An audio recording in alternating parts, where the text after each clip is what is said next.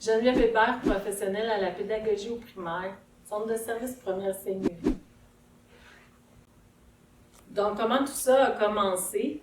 Suite à ma participation à la formation de M. François Massé il y a 4 ans, j'avais présenté à l'équipe de Maranoir l'espèce d'escalier qui nous explique très bien que le programme est chargé et que le temps manque. Donc, quand les enseignants planifient individuellement, ils vont souvent enlever des morceaux du programme parce que c'est impossible de tout rentrer dans une année. Ce qui fait que, par exemple, en deuxième année, 4 groupes de deuxième année, mais à la fin de l'année, les enfants s'en vont dans le niveau suivant avec un bagage différent dans leur sac et on crée ça d'année en année. Donc, je pense que ça a beaucoup parlé à l'équipe et on a réalisé que si on prenait le temps de s'asseoir ensemble en équipe collaborative pour réfléchir à ce que l'on veut que nos élèves apprennent, bien probablement qu'on diminuerait de beaucoup ces espèces de trous que l'on crée dans le fromage d'apprentissage de nos élèves. Suite à cette présentation de l'escalier, les enseignants voulaient donner des idées parce qu'on voulait travailler de façon spécifique cette année-là l'environnement pédagogique.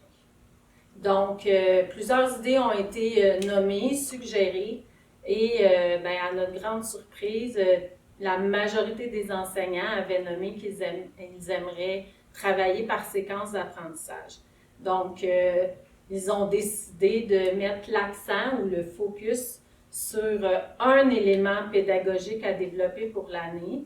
Donc, toute l'équipe école, donc les titulaires et les spécialistes, se sont lancés dans cette belle aventure. Ils ont donc choisi de viser la réussite de tous leurs élèves. Et maintenant, que sont les séquences? Mais en fait, les séquences, c'est tout simplement un travail de planification que les équipes niveau font ensemble pour déterminer ce que les élèves apprendront dans les 4 à 6 prochaines semaines.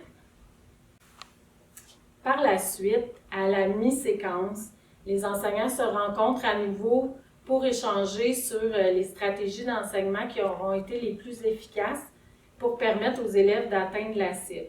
Lors de cette réunion-là, les orthopédagogues peuvent participer parce qu'on va aussi se demander qu'est-ce qui sera possible de faire pour les élèves qui ont de la difficulté à atteindre ces cibles-là.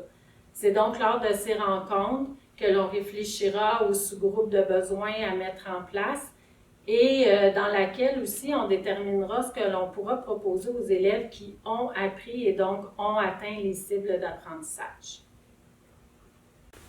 Il est donc incontournable que cette séquence-là soit présentée aux enfants sous forme de cibles d'apprentissage. Donc, elles doivent être visibles, claires, explicites et sous forme de « je peux ».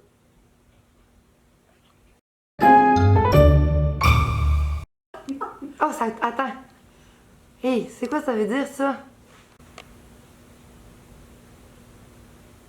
Suite à cette présentation, en fait, l'équipe école, on a décidé de donner des idées pour, c'est ça, de nommer explicitement aux élèves cette séquence-là et de la nommer en cible d'apprentissage qui commencera par « je peux ».